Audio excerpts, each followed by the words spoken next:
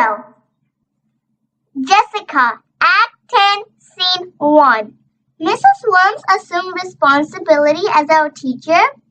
She recognized and acknowledged our huge mess, and that our feelings dissipated, our being just fifth graders, were very real. I respected Mrs. Worms for her courage act, but it didn't change a thing. Mr. Terupt still lay motionless inside the vast witness and beeping of that building. Our classroom remained as lifeless as our teacher. We needed Mr. Terupt back. Things happen for a reason. That's what I told Jeffrey. Did I believe that? Sometimes. What are the reasons for my dad leaving us? I haven't figured that out yet. And what are the reasons for Mr. Terupt's predicament? I have decided they are different for everyone, and maybe not there are at all for others. I see the reason for Lexi now. Without this accident, I'm not sure she would have made it back as my friend. Without this accident, I bet Delaney never would have made it over to Anna's house. But what about something like Luke or Jeffrey? I didn't see any reason for either of them, and I couldn't find any reason for me. Luke. The classroom protested, insinuating unbroken quietness. I stayed quiet too, even though I had a lot bolted up inside me about Mr. Terupt's brain surgery. Peter knew about it, but he didn't have all the details. I know he blames himself. You can see it. Ever since the accident, he walks around like a mummy. He should be blaming himself. He threw the snowball, but if it had hit anyone other than Mr. Terupt, I don't think we'd be experiencing a tragedy like this. That's what Peter needs to know. It doesn't make everything all better, but it might help ease his pain. I can't tell him though. No one is talking to him, but that's why I don't want to talk to him. I don't want to find out why he threw that snowball. Delaney. It was springtime. I sat on the front porch with Grandma after church. She drank her coffee, black because she's tough, and I sipped some iced tea. Unsweet because I hope to be tough like her. I love these moments with Grandma. There's nothing like a New England spring, Delaney, she said. You endured the harsh winter, and because of that, you'll learn how to really appreciate the new season. I knew what she was talking about. The snow had melted and the bird had flown back. Singing and pricing, flower popped up and buds appeared. The animals on the farm acted frisky. Time to rejoice, but I couldn't, and Grandma noticed. I'll bet you in the other parts of this country where there's no real winter, people miss out on spring, Grandma said. That's just a shame. I nodded. This spring was different though. My teacher still slept, and this weighed on me and sucked the happiness out of everything. I felt like it was still in my winter slumber. Delaney, let's pray. I bowed my head and closed my eyes. I figured Grandma was going to thank our God for that beautiful weather and the gift of spring. That would have been fine, but she took me by surprise. Dear God, Mr. Terupt needs you. Now, I don't understand teachers this day, but I have come to realize that Mr. Terupt is as good as they come. I've seen how he has touched my granddaughter and her friends. He's special. You need to help. You don't need him up there yet, so you make sure you give him back to us real soon. Amen. Grandma has understood the important stuff. A prayer made me feel better. I always felt better when Grandma on my side, even when she's telling God what to do. Thank you, Grandma, I said. I love you. I love you, sweetie. I'll keep praying for him. I stayed in the winter slumber even after Grandma's prayer. And then unexpectedly, I startled awake. Not because of an encouraging sign from Mr. Terupt, but because of Anna's shocking news. Anna! I pumped my legs back and forth on the swing. I needed to get some movement going so that I wasn't just sitting with my feet tangling in the puddle below me. Delaney, Jessica, and Lexi sat on the swings too. Delaney right next to me. It was nice to be outside for recess again, now that the snow was gone. Charlie was at my house when I got home from school yesterday, I said. Delaney stopped. Mom told me they were just sharing a cup of coffee and some conversation. Delaney plumped slowly again, but she still didn't say anything. If Charlie marries my mom, what would that make us? I went on. Sisters! Delaney put her feet down and hopped off her swing. She turned to my face again. Face me. My pumping slowed. Was something wrong? She looked right at me. Anna, Charlie will never marry your mother. Delaney said, my family would never allow it. I stopped my swing. Jessica and Alexia stopped theirs too. Why? I asked. My family, Delaney started to say. Then her chain and voice lowered. My family doesn't approve of your mother. I felt like I had just got run over by Charlie's red truck. My whole body grew weak. But my mom's a good person, I said. I know, Delaney said. She scooped the mud with her foot. But it's not that easy. If it weren't for Mr. Terupt's accident, I don't think you would have ever been allowed to go over to your house. I learned something that day. Even after all this time, my mom was still traumatized for something that happened long ago. And because I had cooperated to Mr. Terupt's accident, I was going to pay for it the rest of my life. Jessica. Act 10, Scene 2. I discovered another reason for Mr. Terupt's predicament. The day Anna and Delaney and I were swinging. A reason bigger than simply getting Delaney over to Anna's house. That was only a start. Just like Mr. Terupt had helped Lexi retune with Anna, Delaney and me, I had to wonder if maybe Mr. Terupt's accident was going to help Delaney's family accept Anna and her mother. I hoped so. Jeffrey. Boring day after boring day puttered by.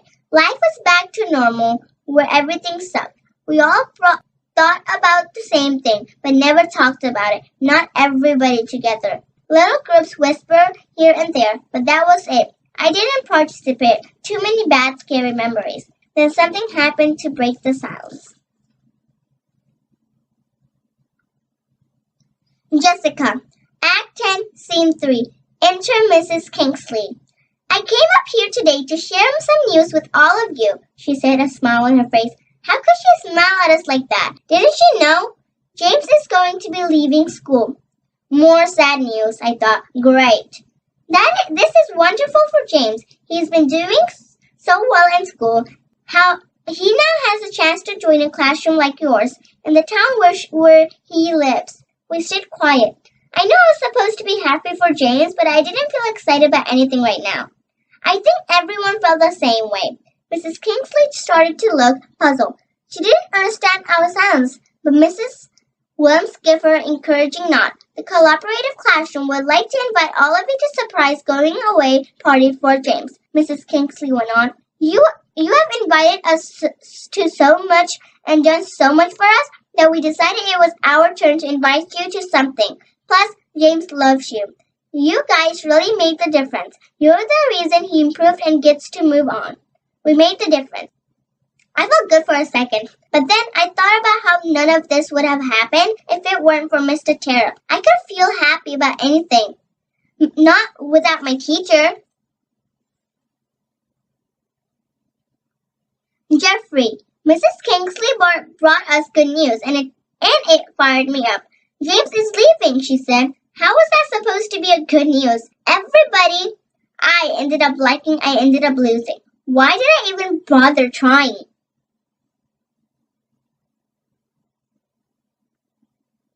Luke, we made our way down to the collaborative classroom. It was James' surprise going away party. I wanted to be happy for him, but it was so difficult. Terrible, worseman news, Mr. Terupt plus happy party James, unequal happy Luke. Unvased special species are organisms that are introduced into a new environment. Since they have no natural predators there, they thrive. They suck up all the resources, leaving nothing for the organism that was there first. The native species suffer and die. Going down to the collaborative classroom, I was afraid that our whole class would act as the invasive species, sucking up all the happiness with our sour attitude. Lucky for us, the antidote was present at the party. The lights click on. Surprise! We yelled when James walked in. His face beamed. I automatically smiled too. And then it happened. James walked over to Peter and gave him a hug that shattered his shield. Everybody stopped and watched. This was the first time any of us had really looked at Peter since the accident. We had each made the choice to make him invisible, but now we saw him. James finally let go and stepped back. He looked into Peter's eye. Peter, not your fault, not your fault. James' voice rose. Peter, now he yelled, not your fault. Accident, accident. The room was dead quiet. Holding his breath, Peter began crying, softly at first, but then he lost it. His entire body shook with each sob. I couldn't be silent onlooker any longer. I stepped forward. James is right, Peter, I said. It's not all your fault. I told everyone about Mr. Terupt's early concussion and the bleeding and the looming surgery. Besides, I say, Peter threw the snowball because of me. I cried now too. Accepting responsibility can make you do that, I guess. I hugged Peter. Right there on the spot, I walked over and hugged my Elmer sneaker namesake. And then our crying classmate hugged us. Thank you, James.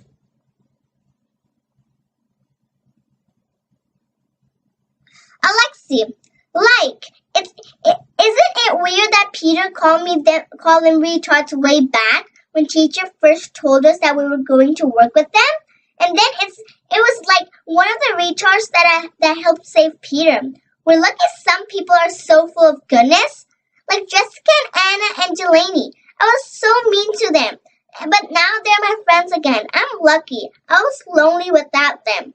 I bet Peter was lonely too. But none of us did anything about it until James had to say something. Then I felt bad for Peter. I gave him a hug. He didn't deserve to be all alone. It felt good being nice. I liked it better than being the old Alexia. I hope Teach gets to see how he helped me.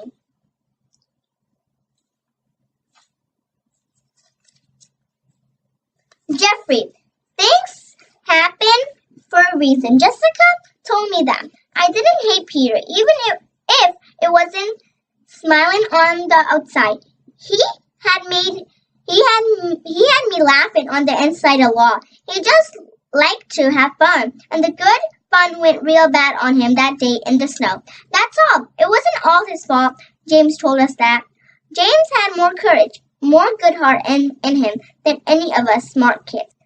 I don't know if James' word alone would have been enough, but then Cool Man Luke came to the rescue. Not just Peter's rescue, but all our rescue. We needed to talk. Thanks to James and Luke, we started to. Things happen for a reason. I couldn't find all the reasons. Did everything we did with the cooperative classroom lead toward this moment? Is this why it all happened? Why did it have to be Peter? And why did it have to be our teacher in a comma? Was it so that I would learn that life isn't fair sometimes? Because I learned that a long time ago with Michael.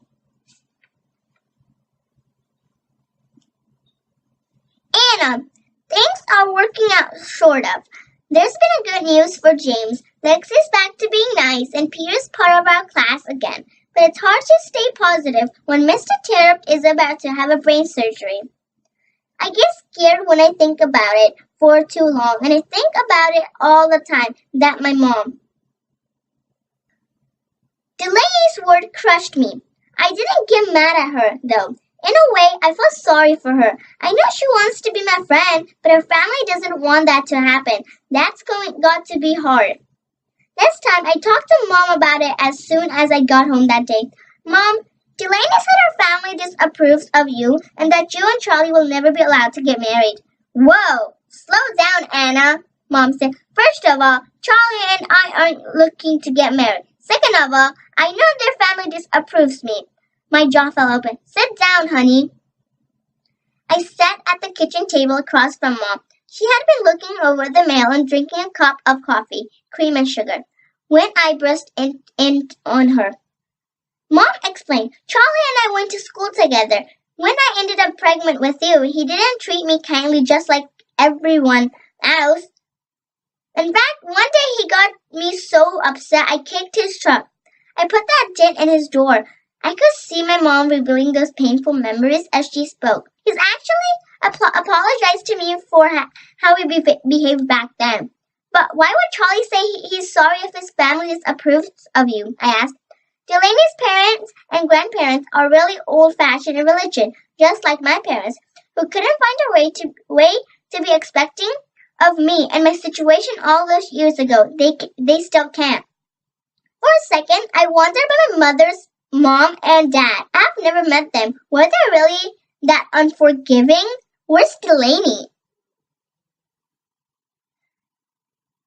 I think Charlie just went along with everyone else when we were teenagers, but now he's ready to think for himself. It's always good to make up your own mind, Mom said. So I have Mr. Terupt to thank. If it weren't for his accident, Delaney might have never come over.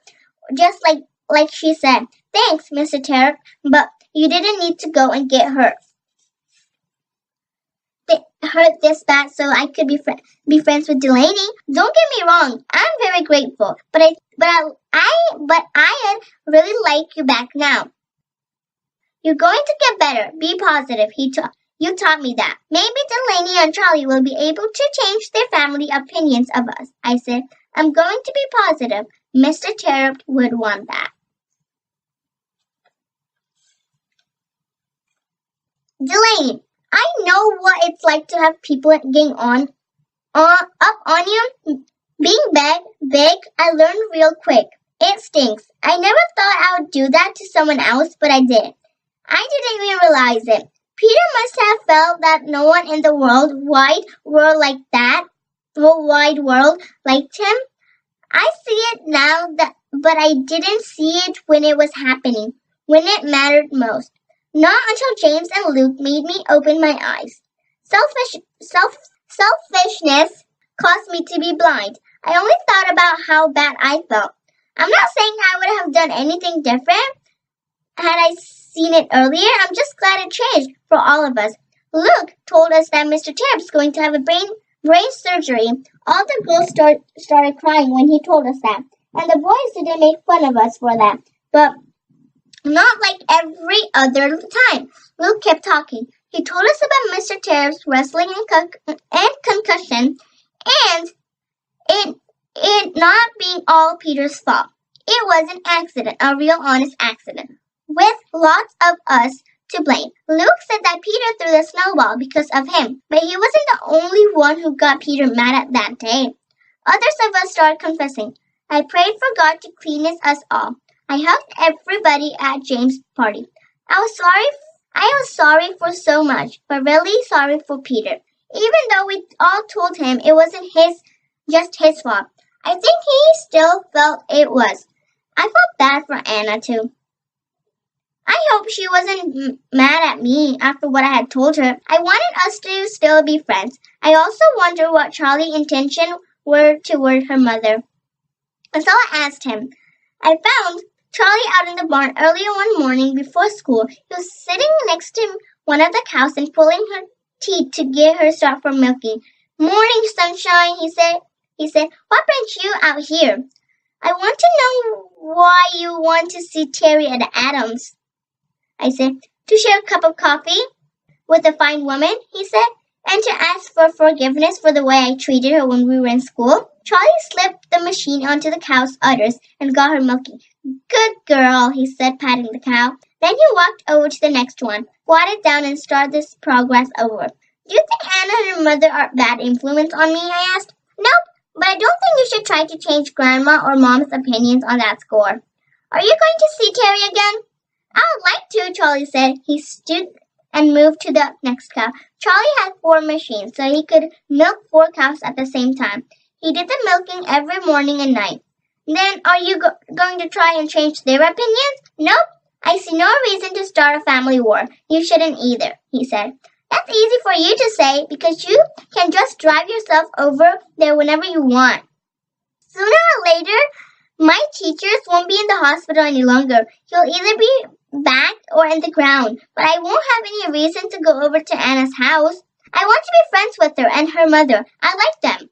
Charlie stopped what he was doing and looked at me. Let's cross that bridge when we come to it, he said.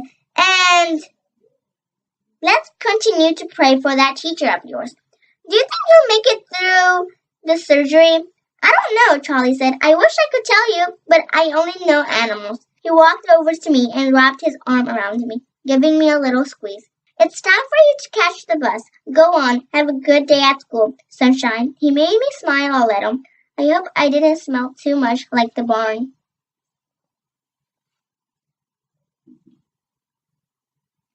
Jeffrey. If anyone knows silence, it's me. The silence in our classroom wasn't the worst. There was always someone who could turn to and whisper. It contained tons of sadness and guilt, but it wasn't absolute. Even Peter's silence was over. He was lucky. My silence at home pressed on, with nobody for me to turn to, and with nobody in sight to rescue me.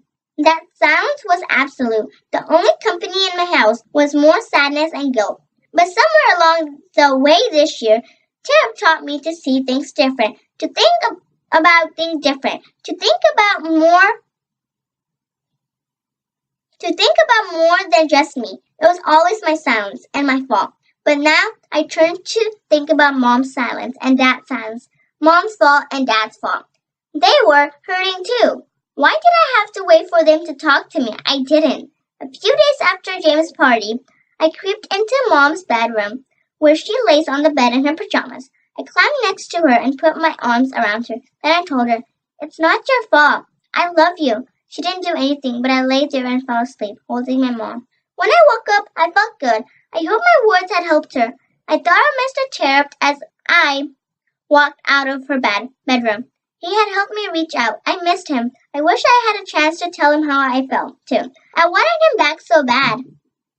I found Dad sitting in a chair in the family room, better called the be alone room in our house. He was home, so I have slept for a while. I wonder if he had seen me with Mom. Immediately, I knew it was going to be so much harder for me to say those same words to him. We never talked to each other like that, not even after Michael died. Not even before Michael died. Hi, Dad, I said on the sofa near his chair. I saw you there in with your mother, he said. She needs you, Jeffrey. You might be the only one who can help her. Dad, it's not your fault, I blurted out. He didn't say anything. I knew my words surprised him, that they hit hard. I got up and went over and hugged him. I love you, I said. I let go after a few seconds and headed out of the room. It's not your fault either, Dad said. Before I was gone, I heard his voice breaking up as he said it. I felt that good feeling again, and the thought of Mr. Terupt. I thought about what my dad said about Mom needing me. I didn't know what else to do, so every day after school, I started going home and resting next to her bed. It felt like the right thing to do. I tried. Mr. Terupt taught me that too.